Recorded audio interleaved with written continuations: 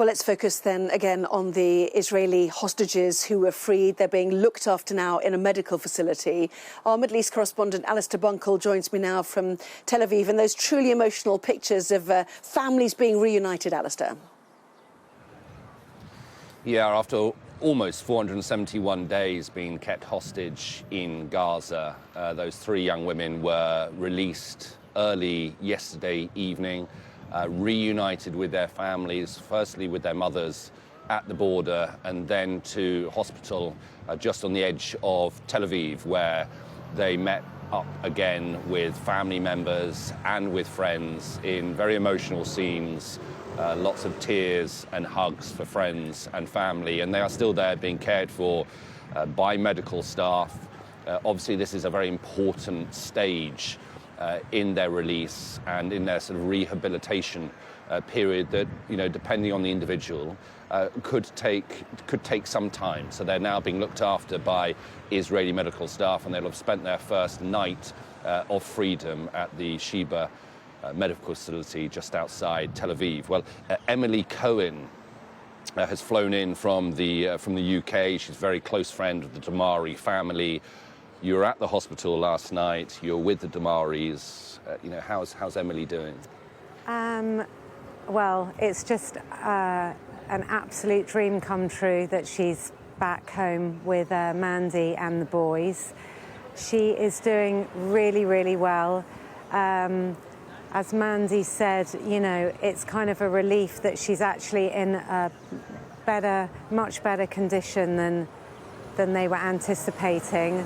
I don't know if you saw the pictures of her coming out of Gaza, but just a feisty lioness fighter all the way through,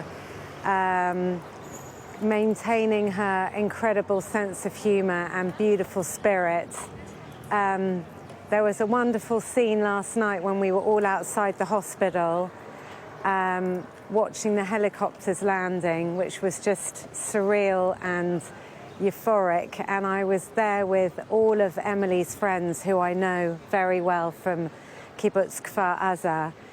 And they're all jumping and screaming and chanting, "Emily, Emily!" And then the helicopters landed, and the ambulances started coming out, and they were kind of clambering all over the ambulance, and they'd actually got the wrong one, and the ambulances were blacked out, and you saw Emily stick her head out of the ambulance window and wolf whistle at all of the friends as if to say, "You idiots, I'm in this one, not in that one." And they all just went crazy, and it was very, very special. Just honestly, one of the most incredible days of my life. I spent a bit of it yesterday with you, and the moment that, because I mean, earlier in the day, you were like, I'm just not, I can't have the hope until I've seen that she's alive and she's okay. And then I was watching it with you when you saw her being transferred from Hamas's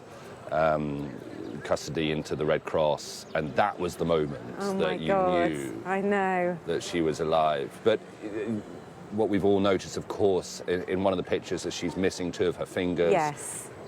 She was shot on October the 7th. Yes. But, you know, physically seems to be okay. Physically, she seems to be okay. I don't know the extent of, I mean, obviously the hand injury is fairly, well, not fairly, it is very significant. We knew that she was shot on the day. Mandy knew that she was missing fingers from the hostages that were released back in November. You know, there was absolutely no care or treatment, and I think luckily for Emily, she was actually in Gaza with Romy. Romy Cohen, who was one of the other of the three released. Yes, so the three released were Romy, Emily and Doron. Emily and Doron are from kibbutz Kfar Aza. They're actually neighbours. Really close friends. Close friends, and literally live in the same neighbourhood, like a stone's throw from each other. Romy, Emily wouldn't have known at all, but I heard from Mandy last night that they were in Gaza together for a lot of the time. And Romy is a paramedic, so I think Romy, while they were in Gaza, was kind of helping with whatever she was given to, you know, treat and help Emily's hand. But I mean, she'll definitely need some significant treatment. She was also shot in her leg, which we didn't know about.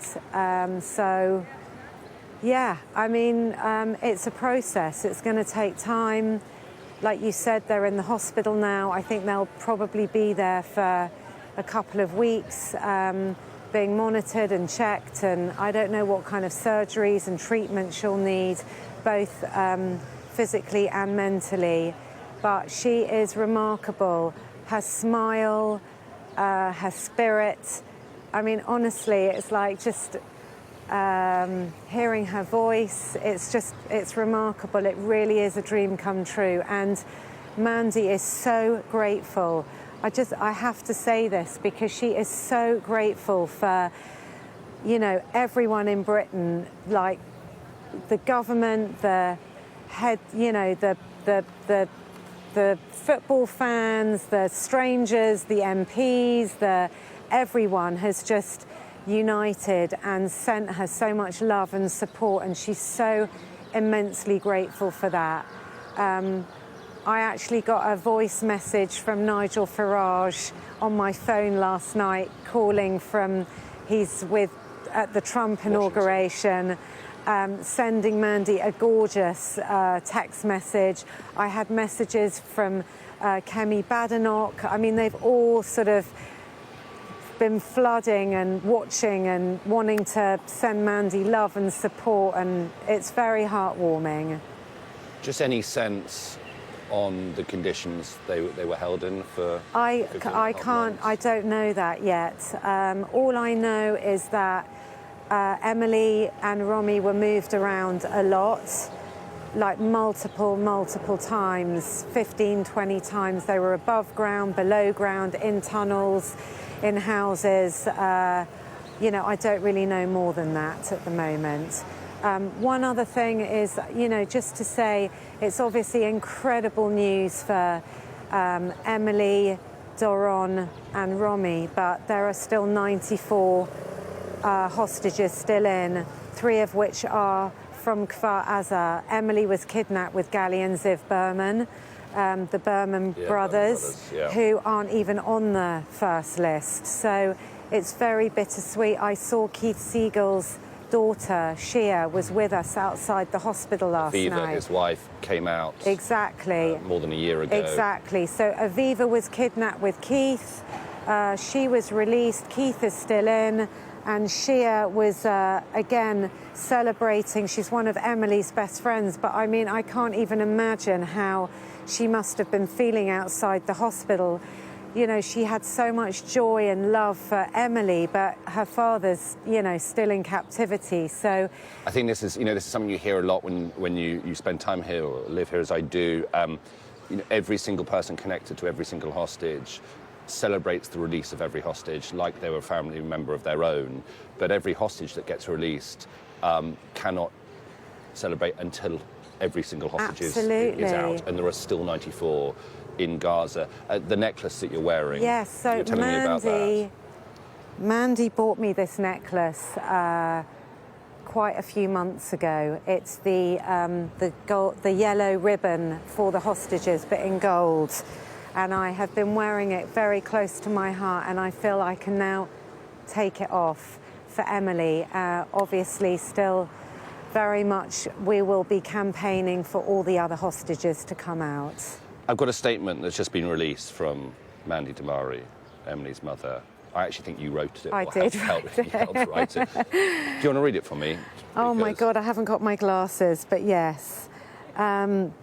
Yesterday, I was finally able to give Emily the hug that I have been dreaming of. From the bottom of my heart, I would like to thank the many people who have played a role in bringing Emily home and given their support to me and my family. As I said, over the course of the campaign, you are Emily's family. I am relieved to report that after her release, Emily is coming Emily is doing much better than any of us could ever have anticipated. I'm also happy that during her release, the world has been given a glimpse of her feisty and charismatic personality. In Emily's own words, she is the happiest girl in the world. She has her life back. You'll have to do the next one for me. Yeah. She has a life. In this incredibly happy moment for our family, we must also remember that 94 other hostages still remain. The ceasefire must continue and every last hostage must be returned to their families. As wonderful as it is to see Emily's resilience, these are still early days. As you will have seen yesterday, Emily lost 2 of the fingers on her left hand. She now needs time with her loved ones and her doctors as she begins her road to recovery. Neither Emily, myself, or other members of our family will be giving interviews or further comments in the immediate future, and we appreciate being given this space and privacy to heal at this time.